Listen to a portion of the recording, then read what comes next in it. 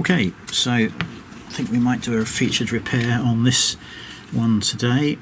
These are some GHD 4.1 irons. They're quite an old model, and you can tell they're the older ones because they've got 5 stripes down the tips rather than the newer models that have the elongated dot arrangement. Now this pair is extremely well worn. In fact, you can see wear actually on the plastic. You see where that edge is more of a beveled angle, and that is where the hair has been dragged over it, you know, year in, year out.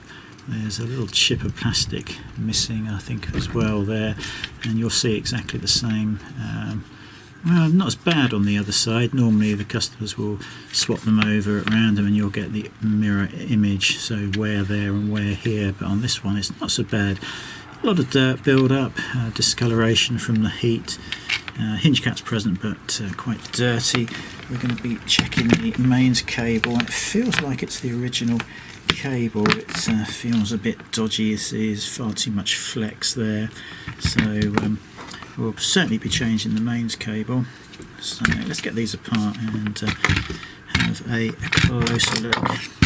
So as usual, we are using our little thin metal spudger just to ease these hinge caps off. And yeah, that one's broken. Quite a common problem. One of the little plastic pieces will snap off. When we reassemble these after testing, we'll just pop a little blob of super glue either side of the brake, and that will be fine. A lot of dust and dirt on these. That's broken as well. I suspect we are not going to easily be able to open the hinge screw, so we will grab our impact driver. Let's see if I can turn this around. We have a little bit embedded in the work surface, and then we'll use the weight of the impact driver just to crack that joint open with no damage to anything, and take that out. Here we go. We'll then push the hinge pin out. Let me just turn this camera back around again. There we go. Push the hinge pin out, separate the hinge, and take that out. So as I say, first thing we're going to do is take the cable out. We'll check the cable socket, we'll replace the cable. This is an adapter that unscrews, 2-pin Euro style cable. Used to be what GHD fitted on all models. Now they go for moulded plugs on the end. So this is a type 1 cable because it's got the little socket, metal socket here on a small circuit board. Just going to look at the contacts here. The centre pin contacts have just opened up a fraction over the years, and we're just going to twist those contacts back in to each other. We're going to fit the old adapter to the new cable. Check the fuse, which is a 5-amp fuse. A little bit of contact grease onto the metal.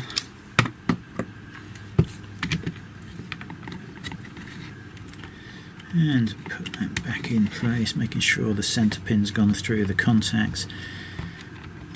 Put these little clips back in place and tighten up.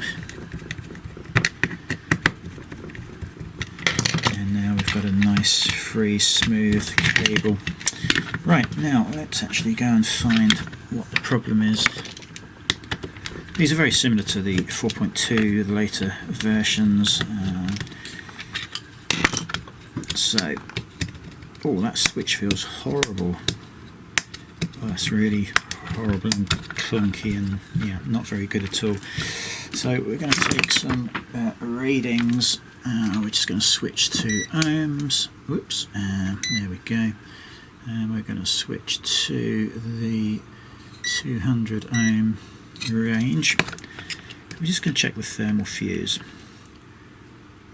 And the thermal fuse has failed, and one element has failed. So the element this side has failed, which has allowed this element to overheat, or keep heating up until the temperature has exceeded that the thermal fuse fails at, and that's pretty much what's gone on with this pair.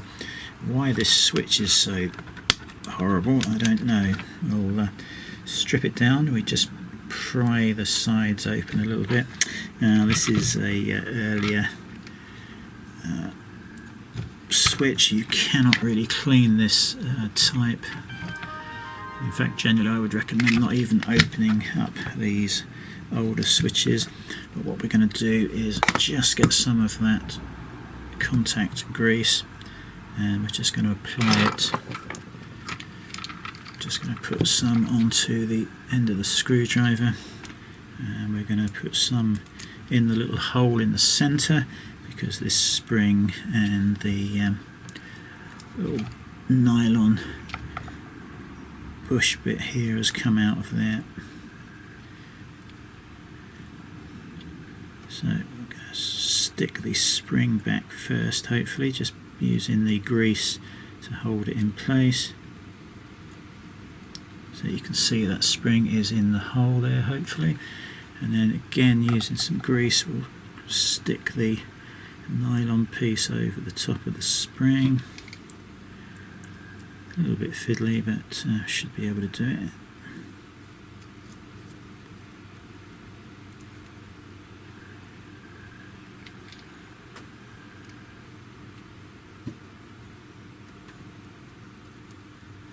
There we go, that is back in place, hopefully you can see it. We're going to put a little bit of grease on the plastic pieces that make contact and actually operate the switch, and then we're going to put this back into place, which I think I've got that round the wrong way, so we'll just lift that off, spin it round and try again. There we go, that's better. Much better operation now. Just needed that little bit of grease on the plastic to allow it to operate. Okay, so I think this is probably the first of the featured videos that we have done that shows a thermal fuse change. So we're undoing the 4 screws that hold the element assembly in place. The 2 outer ones are the thermal fuse, the inner 2 are the element. Very important not to lose any of these silicon pieces. And there we go. Thought we lost the screw for a minute, but it's there. So we've got 4 screws. Now that is what it looks like on the inside. Thermal fuse there. And sometimes these can be quite hard to undo. We're going to try and push the mount, plastic mount, and slide all of this apart. Sometimes it works and other times it doesn't.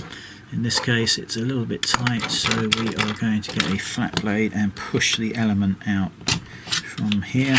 There we go. Just to hopefully loosen it up. If not, we'll try and push the thermal fuse.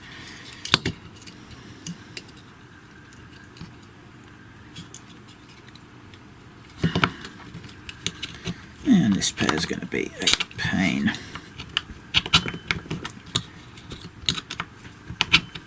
So we're just easing that across by pressing the metal.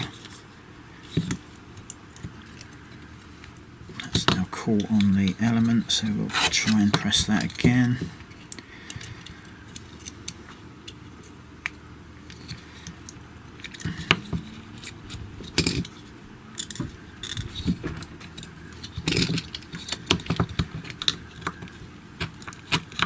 There we go. Eventually, with a bit of messing around, you'll get this apart. No, still not quite there. There we go, finally. Okay, so we can throw away the thermal fuse that's failed. We can apply fresh paste. Just going to scrape off a little bit of the old paste it's totally dried out. So you can see we've got pretty much bare metal there. It's nice and smooth. A little bit of old paste on there, and we will apply some fresh thermal paste, just a very thin, even coating all the way over. Customers that purchase the grease from us will receive a little sachet of grease. Obviously I need a larger amount, so I use a tube. So smooth coating, element back in, press and wiggle, and you'll see the thermal paste spread out a little bit, and that is now in place. We're just going to put this spring clip partially back inside, and we'll grab a thermal fuse. As I've said in all of the other videos, the thermal fuse we sell is the correct value, 227 degrees. I believe we're the only company selling the correct value. Everybody else is selling higher temperature thermal fuses. But GHD fitted a 227, and that's what we are fitting as well. That is the correct way to go. With that, we are going to trim off the Captain tape on one side, and that is the side that is in contact with the element. There we go.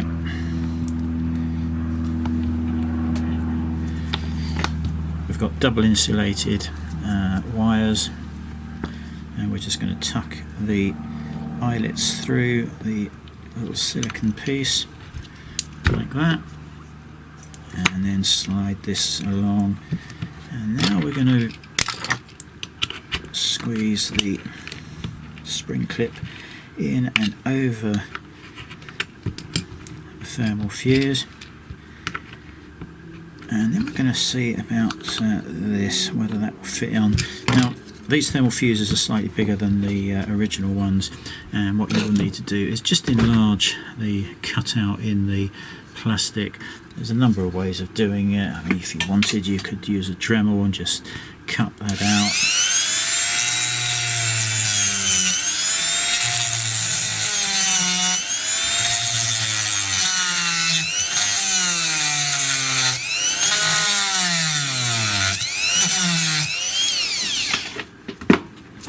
Or if you want, you can just grab pliers and literally just snap out the piece of plastic, and we'll just see if that's going to be correct.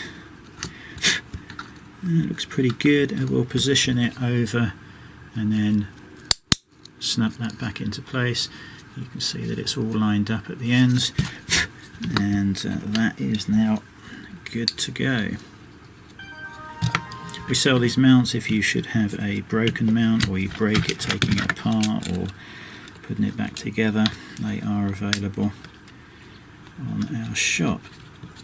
So we'll do up the screws again.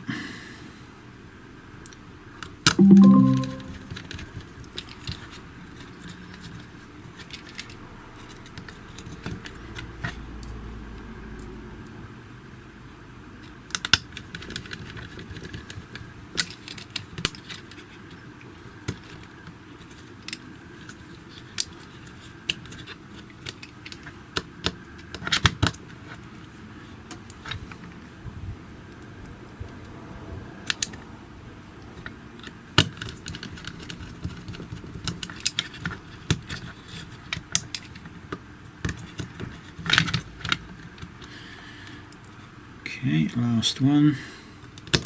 Oops.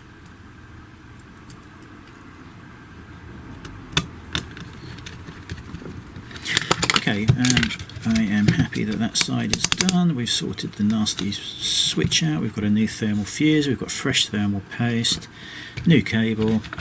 We'll just put the switch cover back on there.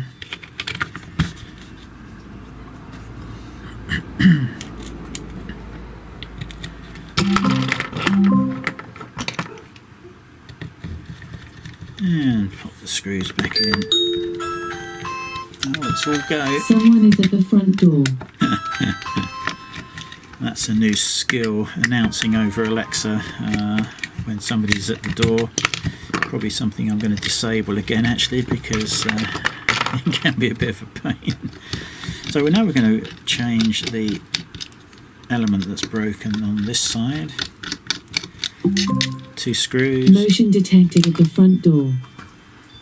And a solder connection for the thermistor. So we're just going to apply fresh solder onto these 2 wires. Just let the heat transfer, and then you can literally pull those wires out of the molten solder. Okay, so this side a lot easier to take Motion apart. detected at the front door. Just slide the mount off like so. In this case it's taken out the metal spring with it, and we're going to pull out this element, and immediately you can see that the ceramic plate is cracked. So and Motion it's detected at the probably front door. Jesus, it's probably failed because of the total lack of thermal paste heats applied. This heats up too quickly and just simply cracks. So that's probably why that has failed. There's virtually no thermal paste left. Right, at this point we are going to grab one of our replacement elements with thermistor pre-attached. I make all of these up myself. We fit a new thermistor, and we use the special RTV silicon, the T-Core 75S, which has got great heat transfer capabilities. If you order one of these, the 2 wires here will already be trimmed and soldered for you.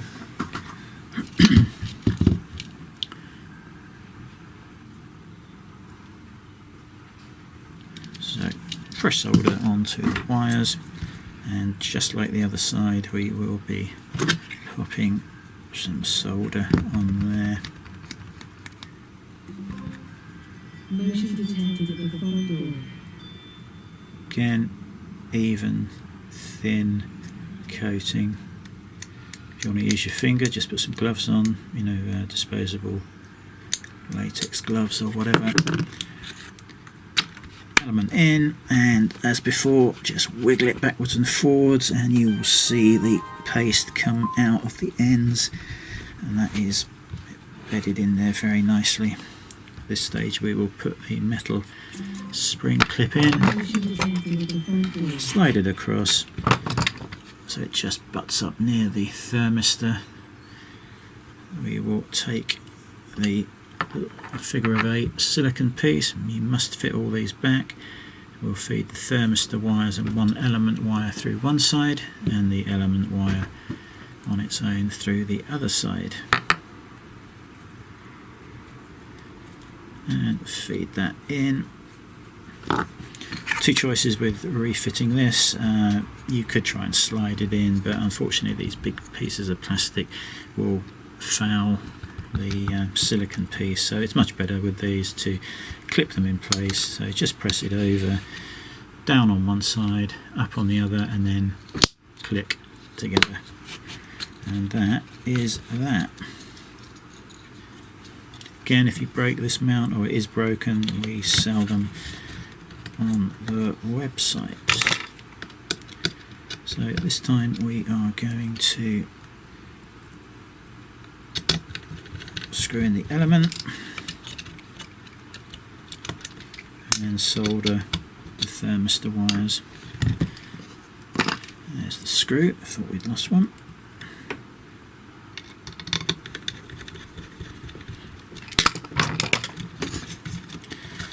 Okay, I'll just fold the wires of the thermistor around a little bit. There's a little bit of room to work with. Then we'll grab one wire with tweezers. These wires are thicker than the original, so we lay them flat on the circuit board can solder in place. I'll show you in a second. Finished solder. There we go. Let me bring this up to the camera for you. Hopefully you can see how that is soldered flat. And there is a single R8 resistor, 100 ohms on these, instead of the later models that have R8 and R11 at 51 ohms. Absolutely no need to change this particular type. They do fail, but rarely. That is a newer version. If it's the flat black surface mount resistor, then that would need to be changed, but in this case it is the newer version that rarely fails, and they need to change that routinely. So back together.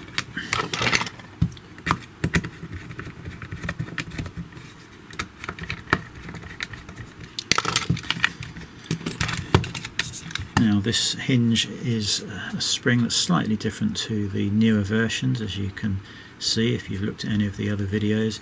The two prongs go in and forwards towards the switch, making sure they don't foul any of the wires. Hopefully you can see that. And then holding that in place, you literally slide the other arm over and squeeze them together. Now you've got to line up everything just by squeezing and releasing. Hopefully the inner bit will go in. If it doesn't, then put it in partially and rest it on the bench, and then get a round Phillips screwdriver and just move the inner piece in until that slots in, and you will find with a little bit of wiggling that that will go right the way through. And now you can put the other piece this side and screw it up.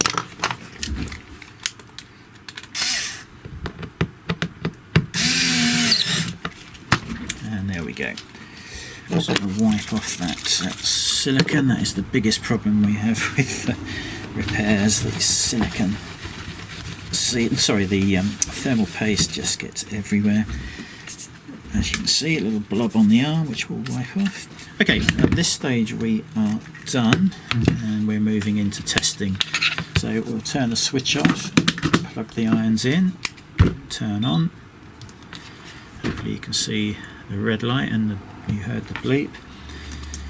Now, whilst that's heating up, we will get some super glue, and we'll just apply either side of the brake. I'm just going to see if let it flow into the middle of the thing first. Make sure we've got some coming out. There we go, and just a little drop either side of the brake. Now you heard those irons come up to temperature, and we're just going to sit that into place there. We're going to hold it in place for a few seconds, and that should bond. Then we're going to move over to the other broken hinge cover. Out again, just apply a little bit either side of the broken tab. Make sure you get it the right way around and in. There we go. And just hold that in place for a few seconds. Now with a K-type thermocouple and meter, we're going to check the temperature, and it's 187, which is perfect. And yeah, that is all looking good. Correct operation is solid red light when they're heating up, and then you get the bleep and the red flashing LED when they are at the correct temperature. And we've got a nice smooth cable rotation, nice smooth on-off switch, and we are done. So that is a look at a typical repair of the 4.1B. That is pretty much exactly the same as the 4.0 as well, the slightly older version. We're now going to pat test it, so we'll just plug it into the pat tester. Class 2 appliance with the switch in the on position, and we are done. There you go, that's today's featured repair.